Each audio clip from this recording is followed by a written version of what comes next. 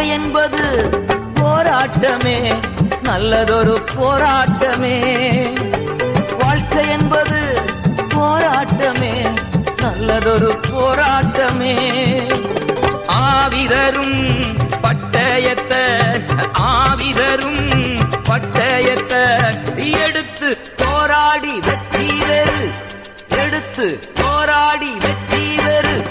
சிறிய மாணவனே, நாத்துமா வாழ்வது போ, நீ எல்லாவற்றிலும் வாழ்ந்து சுகமாயிரு மகனே.